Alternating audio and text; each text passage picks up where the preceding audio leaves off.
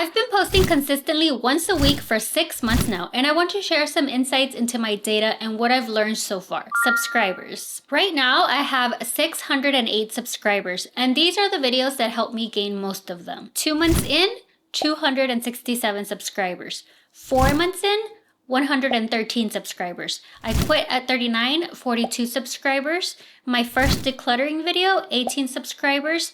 I quit update, 18 subscribers. Just start, 14 subscribers. For all my other videos, I gained 10 or fewer subscribers from each one. So out of the 30 videos I've posted, only 6 of them really brought in a decent number of subscribers.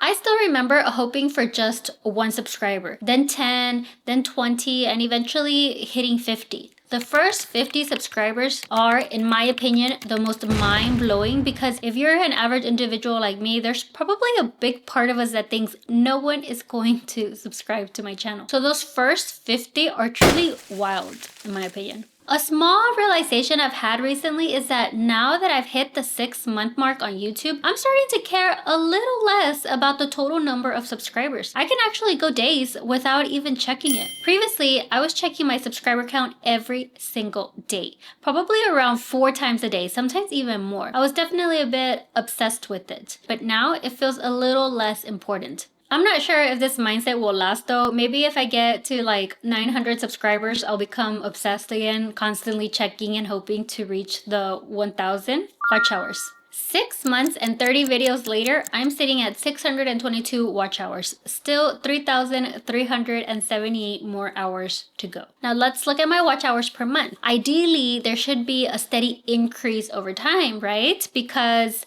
the more videos I upload, the more opportunities I have to accumulate watch hours. So let's see. August 2024 was my first month. It was half a month. I gained a total of 0.6 watch hours. September 2024, a total of 1.6 watch hours. October 2024, a total of 15.6 watch hours. November 2024, a total of 105.1 watch hours. December 2024, a total of 134.10 watch hours. And January 2025, a total of 289 watch hours. It's mid-February at this moment, and I'm currently at 88 watch hours for February. So yes, there's been a steady increase in watch hours each month, and I can definitely attribute that to posting weekly. With 4 or 5 new videos added each month, it helps keep those watch hours growing. Look at this chart here provided by YouTube. I clicked on the last 7 days tab, and every single video I've posted is still getting impressions, and as a result, still accumulating watch hours. The numbers aren't huge. Some of the numbers are quite small, but they're still there, showing that each video continues to contribute even if just a little. Obviously, if I had more great videos or just more videos in general, I'd have more watch hours, but I'm not going to judge myself, and I'm just going to be happy that I've been able to post weekly. And another thing to keep in mind, and you might be able to relate to this, even though I'm technically 6 months in and have 6 more months to reach the 4,000 watch hours within that 1-year limit, there's one important thing to keep in mind. While I did start posting in August 2024, I didn't really begin accumulating watch hours until November. Before November, I had less than 17 total watch hours. November is when my watch hours started picking up and growing. So even though I was consistently posting in August, September, and October, I didn't make much progress during those months, so I'm not really going to count those months. I'm counting November 2024 as the real starting point for my watch hours. That means I've actually gained these 600 watch hours in just 3.5 months, which means I still have 8.5 months to go to reach my goal. If you're interested, these are the videos that have contributed the most to the 600 watch hours. 2 months into YouTube, 119 hours. 4 months into YouTube, 150 hours. I quit my job at 39, 55 watch hours, and decluttering video, 72 watch hours. Meanwhile, besides these 4 videos, my last 11 videos have averaged about 16 watch hours each. And on average, my first 15 videos only brought in about 2 watch hours each. If we look at this progress graphically, my first 15 videos averaged 2 watch hours each. My next 15 videos averaged 16 watch hours each. So based on that trend, my next 15 videos should average around 30 watch hours each, at least in theory. Let's see if that prediction holds. Check back with me in my 9-month update to see if my estimate was right. Comments. You always hear that people online can be mean, but to be honest, I haven't received a single mean comment. Instead, people have been incredibly kind and supportive with the comments. I even have a few loyal viewers, and it genuinely makes me smile when I see one of you comment. Not only that, but many of the comments I receive are actually helpful, have given me great advice, like pointing out that I probably had the wrong settings on my camera, which I did. The hardest judge will honestly be yourself. Views.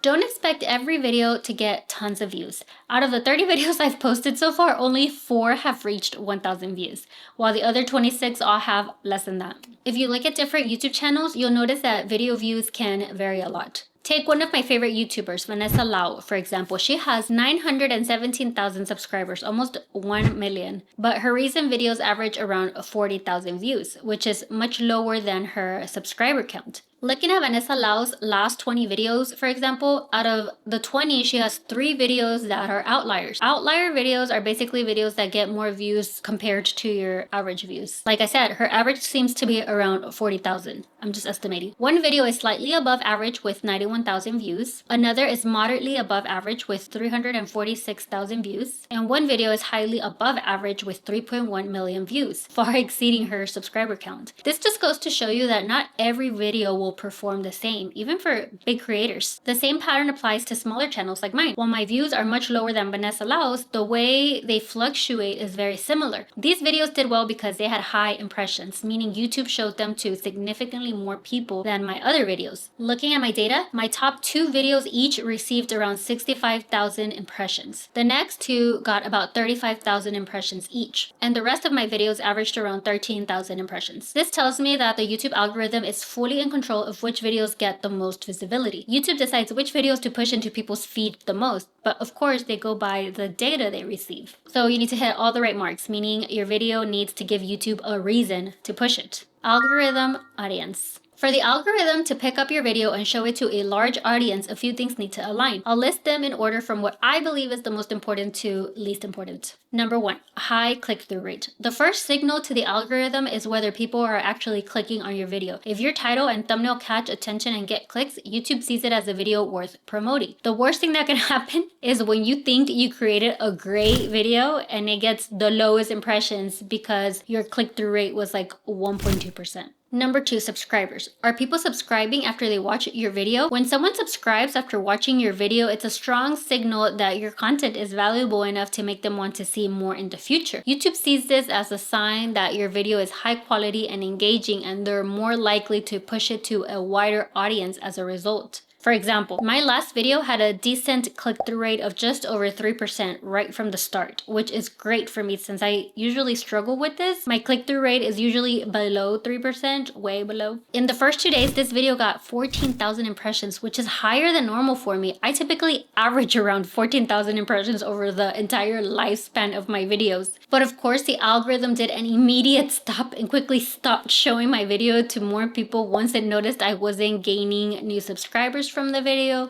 or comments. Number 3, comments. Engagement matters. When people are actively commenting, it signals to the algorithm that your video is sparking interest and conversation. I reply to all my comments, so just cut in half the number you see here. On average, my videos get around 8 comments, some a bit less, some a bit more. But of course, my top 2 videos, which each received over 100 comments, also had the most impressions, with over 60,000 impressions each. I believe that subscribers, comments, and likes are all basically connected. If your content is genuinely liked, it will likely receive all 3: likes, comments, and new subscribers. If your video checks all these boxes, YouTube will continue showing it to a wider audience. Why? Because if it performed well in the first few weeks, getting strong engagement, then nothing about the video has changed, right? So future viewers will likely react the same way. They will likely continue commenting and subscribing. Looking at my impressions from the last 7 days, it's clear that every video I've posted is still getting impressions. However, the number of impressions each video receives depends on how much engagement it got from the audience. The more likes, comments, and subscribers a video has, the more impressions it continues to receive. For example, I posted this video on November 5th, 2024, and in the last 7 days, it has received 2,669 impressions. Meanwhile, this other video, which I posted a month later on December 5th, has only received 118 impressions in the last 7 days, even though it's more recent.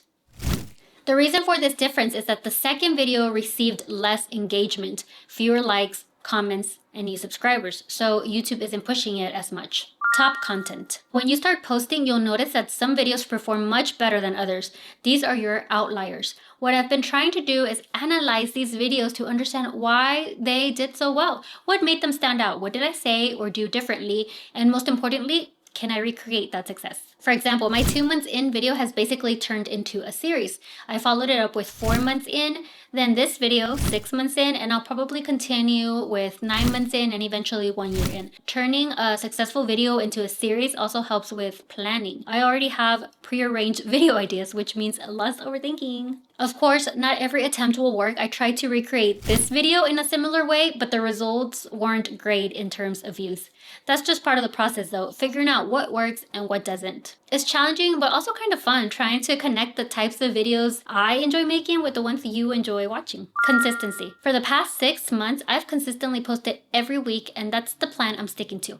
I love to post more than once a week because I know it could help my channel grow faster, but realistically, posting weekly is already challenging, and if I tried to upload more often, I think the quality of my videos would suffer. I like this quote by Bruce Lee: "Long-term consistency trumps short-term intensity," which means that consistent effort over a long period of time is more effective than putting in a lot of intense effort for a short period. In other words, it's better to stay steady and dedicated over time, even if the progress seems slow, rather than going all out for a short burst and burning out. Editing. When you first start, it's going to feel overwhelming. Like there's just so much to learn. I remember when I first opened Final Cut Pro and I thought, this looks insane. The interface was full of like many tools and options, and I didn't know where to start. At first, I didn't even touch certain sections because I had no idea what they were or how they worked. Now I'd say I understand about 75 to 80% of what's on the platform, but that's how this works. You can't learn every aspect of everything all at once. You just have to get started and learn as you go. It's a gradual process. Okay, let me know your thoughts down in the comments, or if you have any advice for me, please share. See you on the next one. Bye.